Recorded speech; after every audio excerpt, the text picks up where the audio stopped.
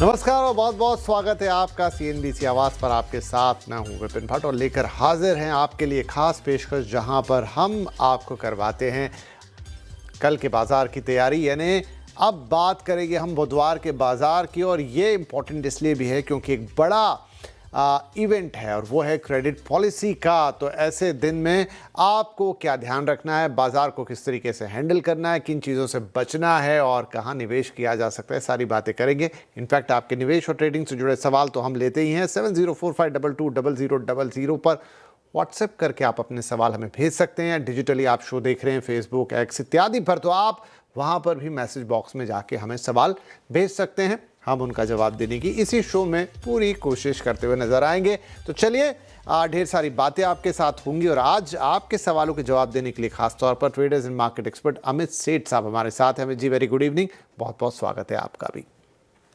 तो अमित जी के साथ ढेर सारी बातें होंगी, लेकिन एक नज़र डाल लेते हैं कि कल के लिए अहम ट्रिगर्स, यानी कि बुधवार के लिए अहम ट्रिगर्स क्या रहने वाले हैं, और इसके अलावा आज के बाजार का क्या हाल था। तो देखिए, निफ्टी में आज एक हल्की सी गिरावट रही, बहुत तो नहीं कह सकते हैं, लेकिन फ्लैट टू नेगेटिव टेरिटरी में बंद हुआ। 24,600 के ऊपर ज़रूर क्लोजिंग हुई। निफ्टी बैंक में ज़रूर हरा निशान रहा, 54,635 पर इसने अपनी क्लोजिंग दी है।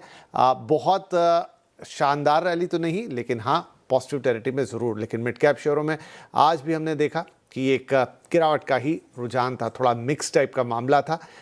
इसके अलावा निफ्टी स्मॉल कैप में आज हल्की सी खरीदारी, ये भी फ्लैट टू पॉजिटिव टेरिटरी में आप कह सकते हो। तो बाजार बस ठीक ठाक सा ही करता हुआ नजर आया। लेकिन जैसा मैंने कहा कि कल एक बड़ा दिन है, एक बड़ा इवेंट है बाजार के सामने, वहाँ पर क्या होगा ये बड़ा इंपॉर्टेंट होगा जानने के लिए। तो चलिए बातचीत की शुरुआत करते हैं। बुधवार को अमित जी, क्रेडिट पॉलिसी बाजार को जो इंतज़ार रहता है, तो क्या उससे बाजार को किसी तरह का मोमेंटम मिलने की उम्मीद है? कैसा रह सकता है बुधवार का बाजार? जी, good evening Vipin ji, good evening to all the viewers and happy Durga Ashtami to everyone. Vipin ji, कल का जो दिन है वो काफी अहम दिन बनता है, क्योंकि कल एक मॉनेटरी पॉलिसी है। बट मोर देन दैट, अगर हम देखें निफ्टी को, तो Nifty has been falling for last 8 to 9 days. काफी क्रूशियल लेवल्स जो कि मैं देख रहा हूँ चार्ट में, निफ्टी में ब्रेक हो चुके हैं। निफ्टी का अगला सपोर्ट जो हम अगर देख रहे हैं, तो वो लगभग 200 डेमा के आसपास आता है। आज एक 78.6% रिट्रेसमेंट जोन है, लगभग 24,630 के आसपास, वो भी ब्रेक किया। अगर ये लेवल्स कल के सत्र में नहीं संभलते हैं आफ्टर द मॉनेटरी पॉलिसी, तो नेक्स्ट मीनिंगफुल सपोर्ट जो हमारा है वो 24,400 के आसपास ही है, जहां पे 100 हमारा 200 डे मूविंग एवरेज है। गिरावट का अगर हम दौर देखें तो ऑलमोस्ट पिछले 9 सेशन से हम यहाँ पे गिरावट देख रहे हैं। तो कहीं ना कहीं हम ओवरसोल्ड रीडिंग्स पे जरूर हैं। थोड़ी सी अगर कोई पॉजिटिव पॉलिसी आती है, थोड़ा सा अगर ट्रिगर आता है, तो may be there is a possibility of a short covering. लेकिन 24,800 हमारा कहीं ना कहीं एक रेजिस्टेंस है। 24,800 के ऊपर बंद होगा तो प्रॉब्ली पोजिशनली पॉजिटिव हो जाएगा। तो रणनीति हमने ये अपनानी है कि पहले तो मॉनेटरी पॉलिसी का वेट करना है और देखना है कि हाउ मार्केट इज रिएक्टिंग। आज का जो हाई लगभग हमारा 24,731 के आसपास है। अगर बाजार उसके ऊपर निकलता है तो probably we are headed for 24,800, 24,50। और एट द सेम टाइम जो लो है वो 24,611 के आसपास है। अगर 24,580 के नीचे जाता है तो I think we are headed for 24,500। तो थोड़ा सा जो आज का रेंज है, उस रेंज में हमें ट्रेड नहीं करना है। हाई लो का अगर ब्रेकआउट हो तो वापस मार्केट में एक पोजिशनिंग लेनी है। ओवरऑल स्ट्रक्चर वीक है, but at the same time oversold है। रही बात निफ्टी बैंक की, यहाँ पे हमने थोड़ी सी पॉजिटिव रिकवरी देखी थी आज के सत्र में। थोड़े से कैंडलस्टिक पैटर्न्स निफ्टी से बेटर है, दबाव में जरूर है, बट फिर भी हम देख रहे हैं कि यहाँ पे थोड़ी सी हमने रिकवरी देखी है। 54,000 यहाँ पे एक अहम लेवल है। कल अगर मार्केट्स मॉनेटरी पॉलिसी के बाद अगर थोड़ा भी पॉजिटिव ट्रैक्शन है, तो एक 54,300 के स्टॉप लॉस के साथ हम यहाँ पे लॉन्ग जा सकते हैं for targets of 55,000। But in nutshell, everything depends how markets behave after the monetary policy. ठीक है, तो मॉनेटरी पॉलिसी पे काफ़ी कुछ निर्भर करेगा, किस तरह की अनाउंसमेंट आती है। अच्छा, वहाँ पे भी दो हिस्सों में एक्सपर्ट बटे हुए हैं, आधों का या लगभग उससे थोड़े बहुत उसके आसपास का मानना है कि एक रेट कट आ सकता है 25 बेसिस पॉइंट का। बहुत सारे ऐसे भी हैं जो कह रहे हैं कि कोई रेट कट नहीं आएगा और स्टांस भी कोई चेंज नहीं होगा। लेट्स सी कि कल बाजार में क्या होता है। अगर रेट कट आता है तो एक पॉजिटिव मोमेंटम जरूर रहेगा बाजार के लिए, लेकिन फैसला उसके बाद ही होगा। रेंज बाउंड रहने वाला है बाजार, ऐसा अमित जी कह रहे हैं, लेकिन आज के हाइज और लोज के बीच में जब वो दोनों साइड पे ब्रेकआउट हो तो ही कॉल लेनी है, उसके बिना नहीं। तो थोड़ा कॉशियस दिन रहेगा कल भी। आप इवेंट बेस्ड, जहां आप क्रेडिट पॉलिसी के बाद हमें थोड़ा देखना होगा कि बाजार में क्या करें। चलिए, तो ये एक मोटी बात हो गई बाजार के लिए। इसके अलावा स्पेसिफिक कुछ स्टॉक्स पे नजर रखेंगे कल सर आप? जी विपिन जी, इररिस्पेक्टिव ऑफ द मार्केट, मुझे लगता है मेटल स्टॉक्स में अच्छी खासी तेजी है। यहाँ पे अगर नेशनल एल्यूमिनियम का स्ट्रक्चर देखें तो रिसेंटली स्टॉक ने एक 220 का हाई बनाया था, उसके बाद एक ऑर्डरली पुल बैक आया। इस पुल बैक में स्टॉक ने 10 और 20 डेमा पे सपोर्ट लिया। फर्स्ट पुल बैक है टुवर्ड्स द सपोर्ट, तो मुझे ये स्टॉक पॉजिटिव लग रहा है। आज यहाँ पे शानदार वॉल्यूम्स भी थे, इसे बाय करें। स्टॉप लॉस लगभग हम रखेंगे यहाँ पे 208 रुपीज का, और 220 से 224 तक के हमारे लक्ष्य रहेंगे नालको में।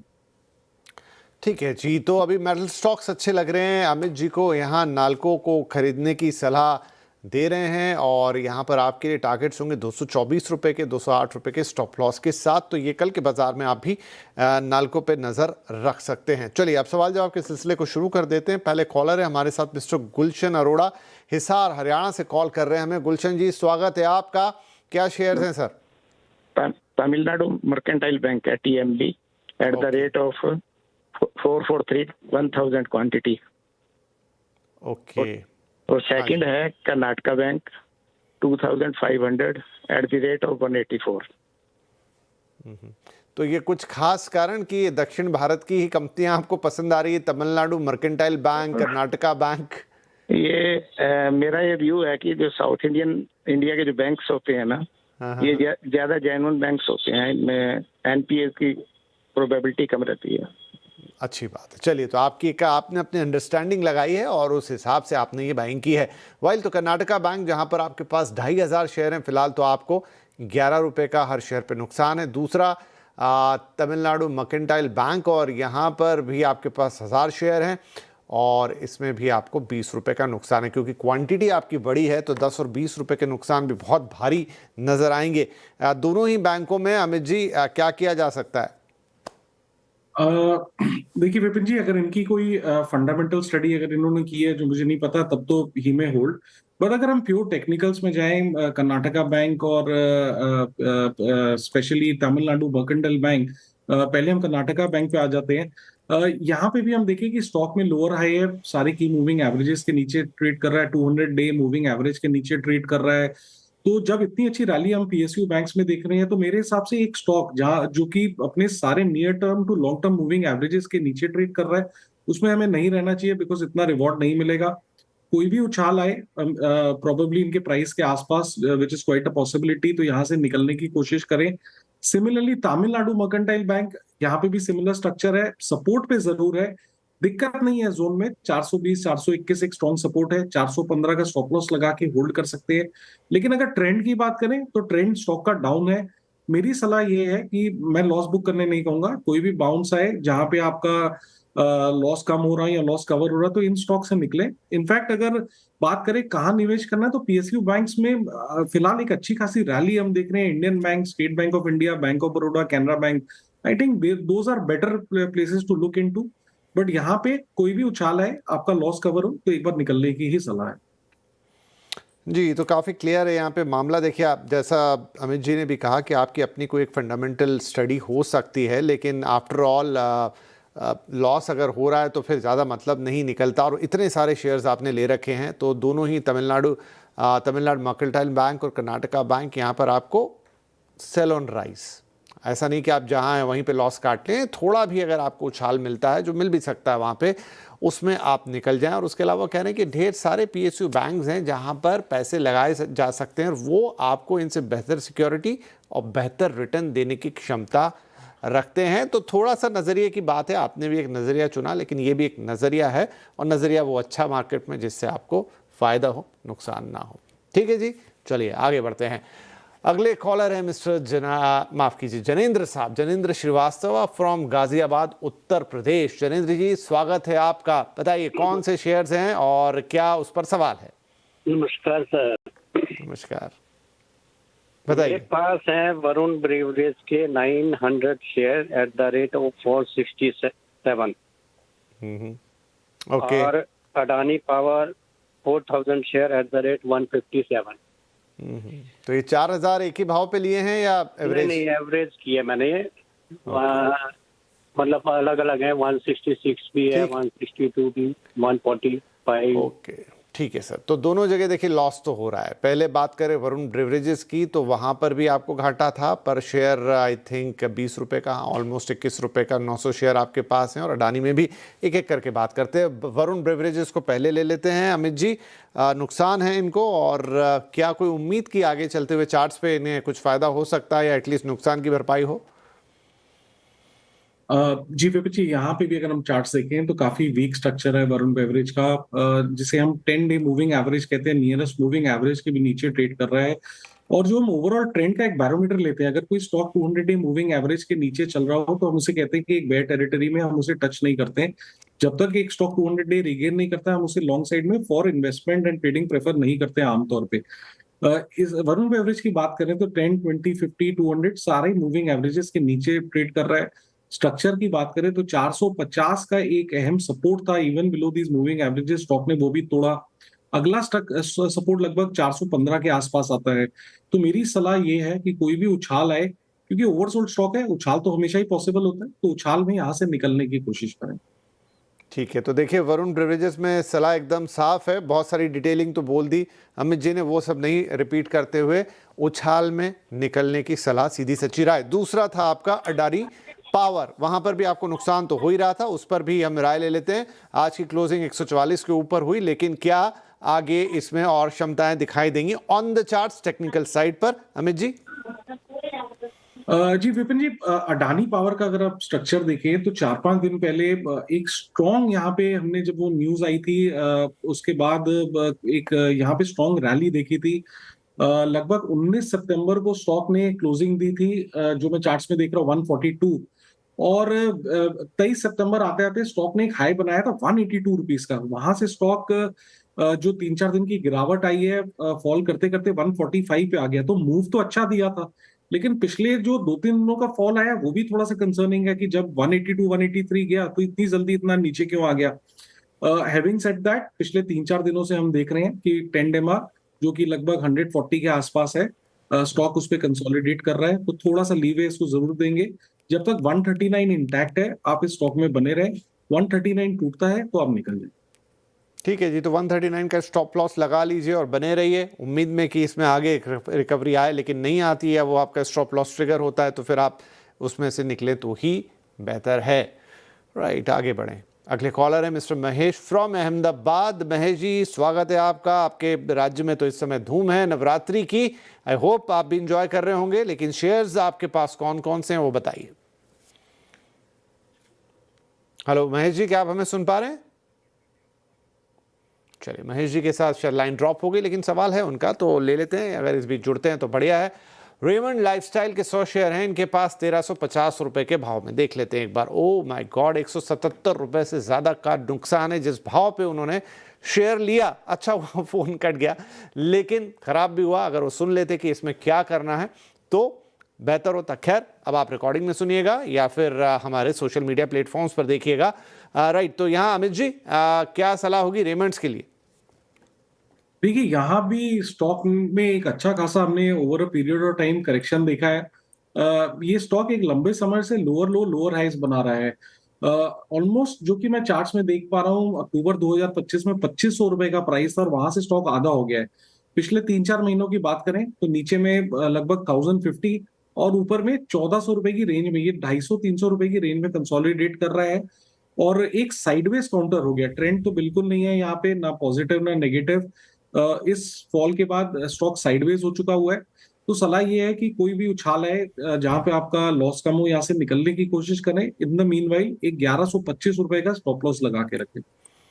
ठीक है जी, 1125 रुपए का स्टॉप लॉस लगा लीजिए रेमंड लाइफस्टाइल्स में। और किसी भी उछाल पे निकलने की सलाह, कोई कोई दिन होता है जब एक ही जैसे सवाल आते हैं, ज़्यादातर सवालों में आज यही हो रहा है कि उछाल पे निकलने की सलाह, क्योंकि टेक्निकली उनके स्ट्रक्चर्स बहुत वीक हैं, दायरे में हैं, परफॉर्म नहीं कर पा रहे हैं किसी न किसी कारण से। And this is how market behaves some time. और कभी कभी सवाल भी उसी कैटेगरी और उसी लाइन में आते हैं, तो ये भी रिफ्लेक्शन ही होता है कई बार मार्केट्स का। खैर, आगे बढ़ जाएं। अगले कॉलर है मिस्टर योगेश पवार और आपकी कॉल है पुणे से। पवार साहब, स्वागत है, बताइए सर। सर मेरे पास कोचिन शिपयार्ड के 676 पे 40 शेयर्स, क्या करना चाहिए? और बेल के 300 पे 258 शेयर्स। ये आया दिल खुश करने वाला सवाल। चार्ट देखते ही आनंद आ गया, क्योंकि यहाँ पर जिस भाव पर योगेश साहब ने कोचिन शिपयार्ड को खरीदा है, इस वक्त उनको हर शेयर पर ऑलमोस्ट 1100 रुपए से ज़्यादा का फ़ायदा हो रहा है और अच्छा खासा फ़ायदा हो रहा है। तो पहले इसी पे बात कर लेते हैं। तो यहाँ पर क्या कहते हैं सर चार्ट्स, क्या ये फ़ायदा और भी बढ़ता हुआ नज़र आएगा या बुक करना होगा इन्हें अभी? जी, यहाँ पे तो बने रहने की सलाह है, क्योंकि रिसेंटली हमने देखा स्टॉक ने एक बेस बनाया था 200 एमए के आसपास, अच्छी खासी रैली दी, बेस का ब्रेकआउट लगभग 1700 के लेवल्स पे आया था और 3-4 दिन पहले स्टॉक ने लगभग 2000 रुपीज तक के प्राइस दिखाए थे। थोड़ा सा 1-2 दिन से करेक्शन जरूर है। आज की कैंडल काफी नैरो रेंज और एक होल्डिंग कैंडल है। तो मुझे लगता है क्योंकि बेस से निकला है और अभी भी 200 एमए के ऊपर है, 50 एमए पे सपोर्ट लिया, तो थोड़ा सा लीवेज जरूर देना चाहिए। वैसे भी अगर दूसरे डिफेंस स्टॉक्स देखें तो वहां पे ट्रैक्शन है, तो आई वोंट बी सरप्राइज कि इस पुल बैक के बाद यहाँ पे थोड़ी रिकवरी है टेक्निकली। तो इस पे एक आप स्टॉप लॉस लगा के रखें 1725 रुपए का और इसे होल्ड करें। तो चलिए 1725 रुपए का स्टॉप लॉस लगा के कोचिन शिपयार्ड को होल्ड कीजिए। आपका जो मुनाफा था 1120 रुपए का, वो और भी बढ़ता हुआ नजर आ सकता है। तो चलिए, ये तो अच्छी बात है। इसी बात पे आपने एक और सवाल साइडलाइंस पे पूछ लिया था, उस समय मैं सुन नहीं पाया। अगर आप अभी भी फोन लाइन पर हैं तो बता सकते हैं Yogesh ji. Electronics limited, sorry which one? Bharat electronics limited. Bharat electronics limited यानी BEL। ठीक है जी, BHEL नहीं, BL प्लीज, BL का चार्ट लाइएगा। हाँ, कितने शेयर्स हैं सर? सर 258। भाव 300 पे। 300 पे। यहाँ पर भी 103 रुपए का फायदा। यहाँ पर क्या कहते हैं सर चार्ट्स, यहाँ भी बने रहे? जी, स्ट्रक्चर पॉजिटिव है विपिन जी। यहाँ भी स्टॉक बेस से बाहर आया, उसके बाद पिछले 3-4 दिनों की एक पुल बैक आई थी 10 और 20 डेमा पे, वहां पे होल्ड किया और उस सपोर्ट लेवल से स्टॉक ऊपर जाने की कोशिश कर रहा है। आज के सत्र में लगभग 407-8 तक के प्राइस देखे थे। थोड़ा सा ओवरऑल मार्केट वीक है, इसीलिए उतना आउट परफॉर्म नहीं कर सका। परफॉर्म तो इसने किया ही है, लेकिन मुझे लगता है थोड़ी बहुत मार्केट में स्टेबिलिटी आएगी तो stocks like BL will do well. Stop loss यहाँ पे लगा के रखना 392 रुपीज का। और यहाँ पे मैं एक डिस्क्लेमर देना चाहता हूँ कि BL हमने अपने क्लाइंट्स को भी लॉन्ग साइड में रेकमेंड किया हुआ है। चलिए, अच्छी बात। तो योगेश जी, बढ़िया, प्रसन्न किया आपने मन को, सबके देखने वालों को भी, क्योंकि वो अच्छे प्रॉफिट्स दिखते हैं और वो अच्छी बाइंग दिखती है तो सबको देख के अच्छा लगता है, कॉन्फिडेंस आता है। मैनी ए टाइम्स बाजार जब बहुत अच्छा ना करे तो ऐसे में ये सब देखना और सूदिंग रखता है। आपको भी बधाई, BL और कोचिन शिपयार्ड दोनों आपके अच्छी पिक, अच्छे भाव पर। भाव बड़ा इंपॉर्टेंट है और यहाँ पर आपको दोनों को होल्ड करना है। स्टॉप लॉसेज आपके साथ शेयर कर दिए। उम्मीद करते हैं आगे आपका फ़ायदा और बढ़ता हुआ नजर आएगा। एक छोटा ब्रेक ले लेते हैं यहाँ पर, लेकिन ब्रेक के बाद ऐसे कई और इंटरेस्टिंग सवाल हैं, तो कहीं मत जाइएगा, हम भी आएंगे तुरंत ही।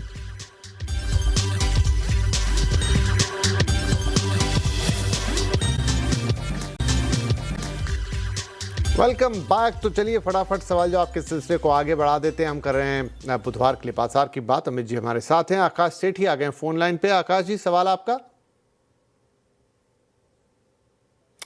चलिए, लाइन की आज इश्यूज हैं क्योंकि मुंबई में बरसात बहुत है, तो शायद हमारे एंड पे या उनके एंड पे, लेकिन सवाल आपका है। पानीपत से वैसे कॉल थी। आकाश, आप सुन पा रहे हैं?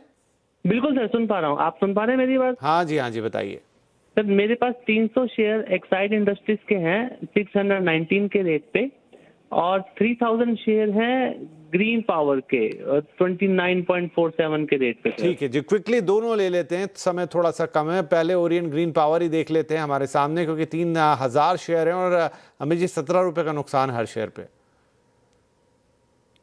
जी विपिन जी, डेफिनेटली काउंटर वीक है। इंपॉर्टेंट स्विंग सपोर्ट्स भी इसके ब्रेक हुए हैं। 5-7 दिनों से यहाँ पे फॉल भी हम देख रहे हैं।